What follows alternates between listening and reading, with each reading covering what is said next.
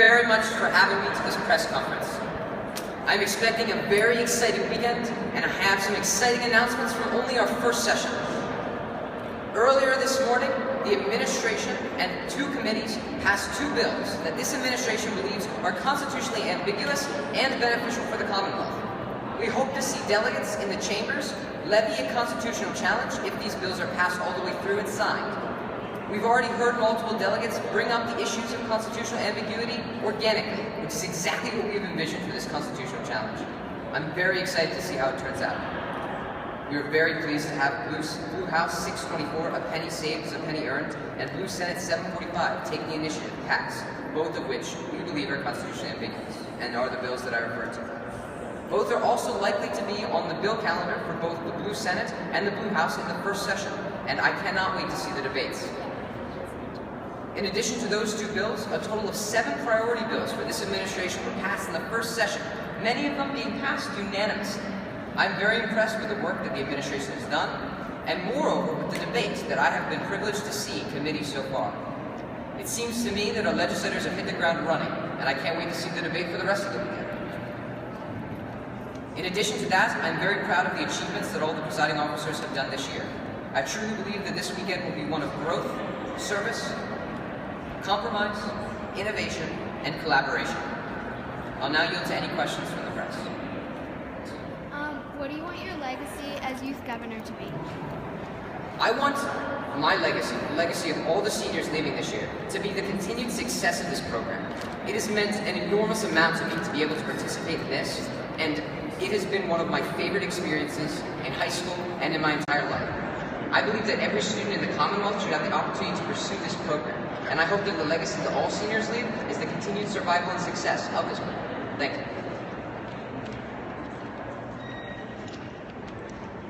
How will the service banquet be different from Gov Ball? Service Banquet will be different from Gov Ball in a number of ways. Gov Ball was focused on keynote speakers as well as the gubernatorial town hall debate, followed by a sit-down dinner with assigned seating. This year, the Service Banquet is entirely oriented to service. The Service Banquet is in honor of all the efforts that clubs across the state have made this year to give back to their communities. To do that, we have one keynote speaker who will remark about service in his community and service in our own communities. We will also be presenting 4 awards, all service-oriented awards, in honor of the delegations, advisors, and delegates who have been doing a fantastic job giving back to their community this year. Following that, we will have a dinner with unassigned seating, followed by an event that is not a formal ball, and those are the ways where it differs from Gov Ball.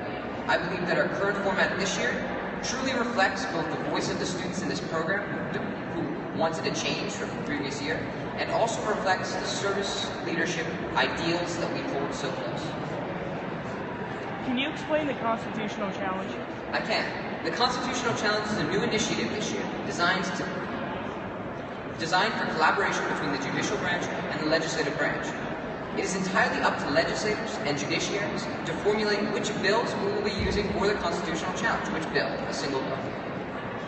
If a bill is passed all the way through both chambers and is signed by me, and a delegate truly believes that this bill is unconstitutional, I encourage that delegate to go to the Chief Justice and to request that a constitutional challenge be levied. The Chief Justice, Rachel Cooper, will review this constitutional challenge that was levied and decide whether or not it is germane. If it is determined to be a germane challenge, the delegate who levied the constitutional challenge will be allowed to pair an attorney. My Attorney General, Evie, as well as the bill sponsor, will work together to debate the constitutionality of this bill on the behalf of the governor's administration and their perspective, that being the fact that it is constitutional since it was signed into law. And I truly believe that the bills that we flagged as constitutionally ambiguous are ambiguous, but I also think that they are beneficial for the Constitution, and that after the justices have a chance to deliberate, they will agree with me that they are indeed constitutional. Once the constitutional challenge is levied, and once the 2 teams are prepared, the Attorney General and the bill sponsor on one team, and the delegate that levied the challenge and an attorney on another, we will have on Sunday a constitutional challenge session. I cannot emphasize enough that this cannot happen unless a bill sponsor, unless a legislator levies this challenge. The administration, the judicial branch, cannot levy this challenge on behalf of the legislation. It is truly up to you which bill is the topic of our constitutional challenge this year. And in future years, it will be up to you whether or not a constitutional challenge happens. It could be a discretionary tool, like a veto override ceremony, which happens some years, but not others. And I think this tool could be very beneficial to the program in the future, both for our intended goal of unifying the judicial and legislative branches, and also as a tool to help further our knowledge of the constitutionality of issues in our state.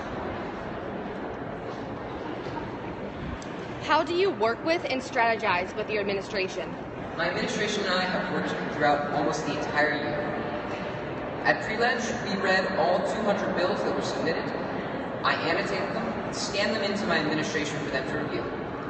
At pre-ledge, we discussed them. We discussed the issues in each one. And more specifically, we discussed how to improve it. I think that's what this program is all about. It's about taking genuine ideas that could better the Commonwealth and putting them in a format that is applicable for passing into actual law, which is a goal of mine this year, to get these bills that are passed on actual legislators' desks. In addition to that, yesterday, for about 6 hours, the administration and I worked on preparing speeches, communicating with committee chairs, and communicating with bill sponsors about how best to improve these bills and to ensure that they are debated both in committee floors and in chamber floors, eventually to get to my desk. What do you hope to see accomplished by the end of your term as youth governor?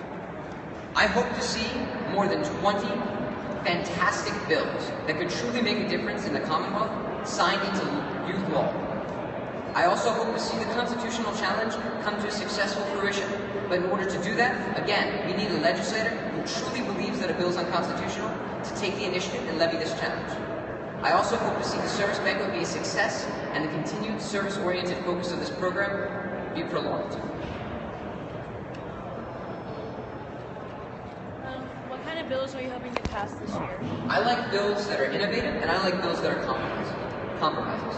I'll give you an example of one of my favorite bills that I read this year, the Pennsylvania Domestic Solar Energy Act in the Gold House. This bill incentivizes homeowners to be solar energy producers and to power their homes on solar energy. And it incentivizes them by allowing them to become essentially private producers of energy.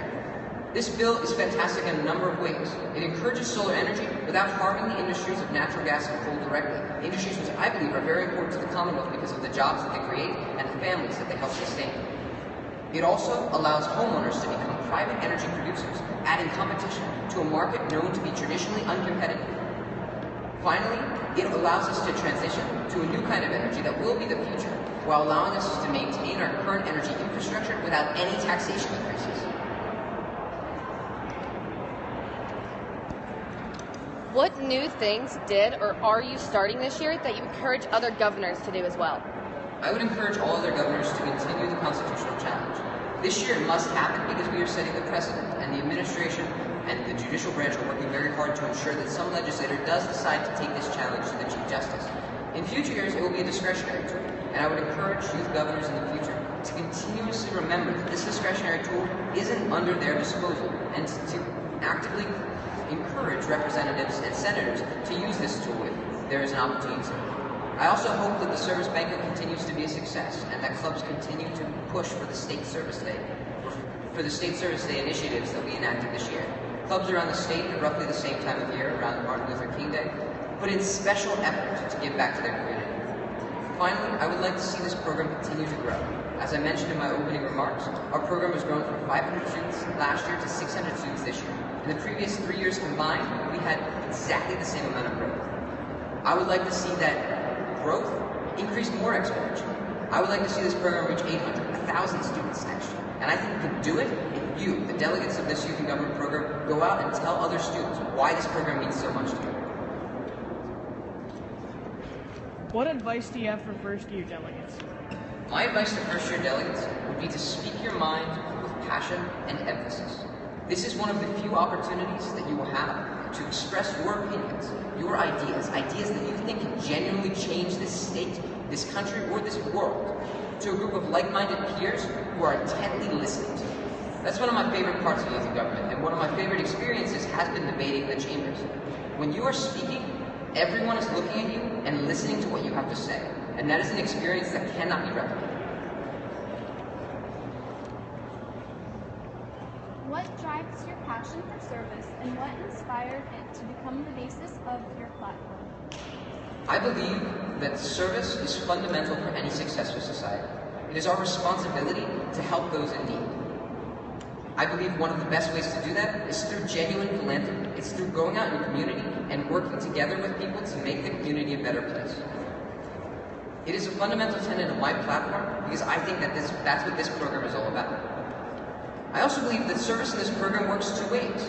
We are able to give back to the community, and we have done an enormous amount of work this year, including the beautification of the city, sending over 600 thank you cards, 600 cards for a holiday, I believe, to retirement home residents.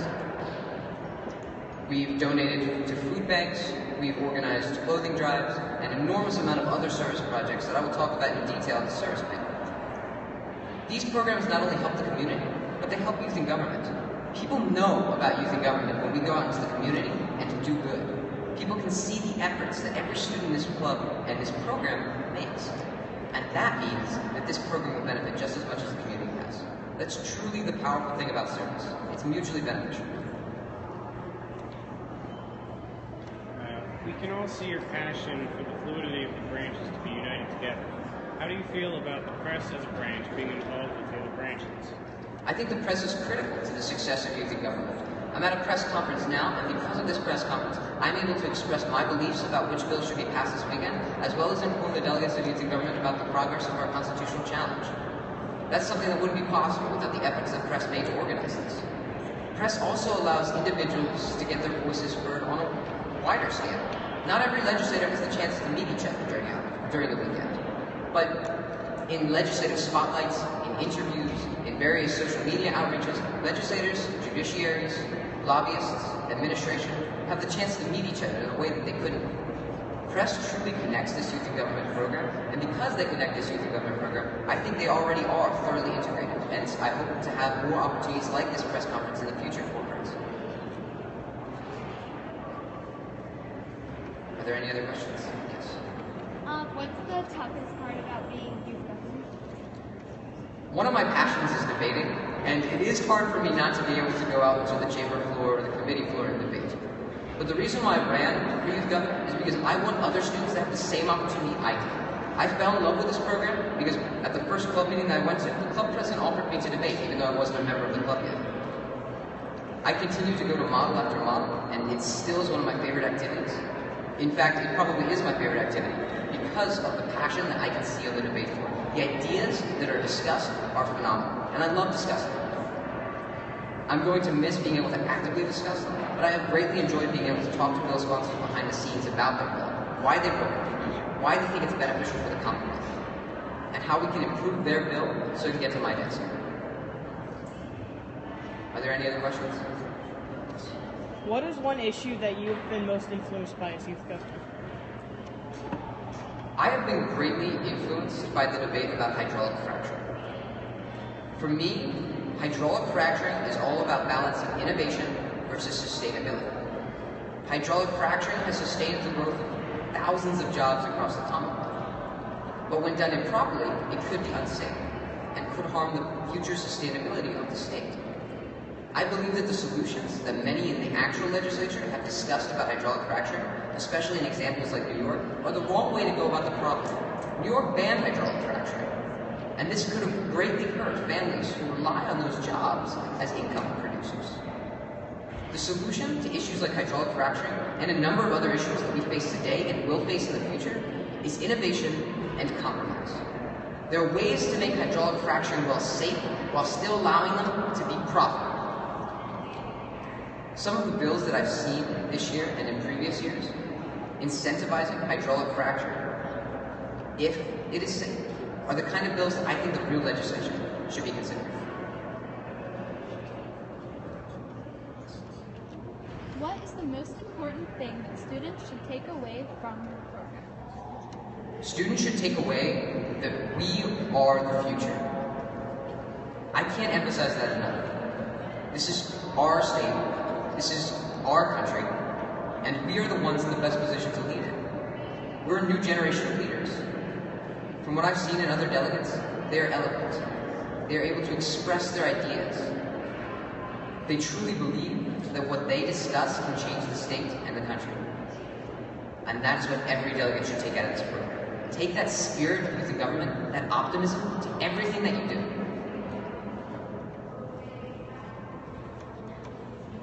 What do you wish you could have done differently with your position this year?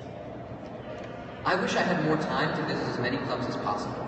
But in all the initiatives that I and the other presiding officers have made this year, as well as the bills that I've been able to review and that my administration is working very hard to speak on, I wouldn't change a thing. I think that we've done a fantastic job improving this program, and I can't wait to see what future leaders of this program do to build off of what we've done this year.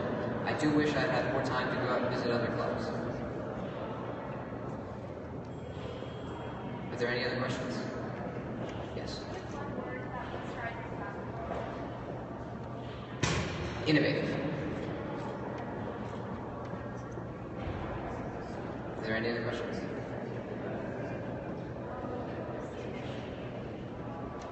I hope to see that next year's youth governor cares more about this program than imagined. I want to see a youth governor that wants to build this program's growth. I want to see this program be 1,000 delegates plus. Other states have more than we do, but that's because of outreach. Pennsylvania Youth in Government really is the best youth in government. That's what I ran on last year. That was one of my slogans, and I still believe that. I want to see Pennsylvania Youth in Government become a household name. And to do that, we need a youth governor that is really willing to go out there and advocate for the students of this program, both in service and on behalf of our ideas. If you had to describe YAG in one word, what would it be? Unbelievable. So one-word answers are definitely challenging. Any other questions?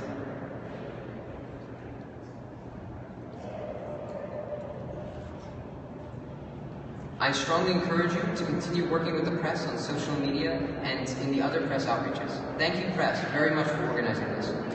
I'm very honored to have the opportunity to speak to you today about my platform, about how much I love this program, and about what I cannot wait to see you do. Thank you very much.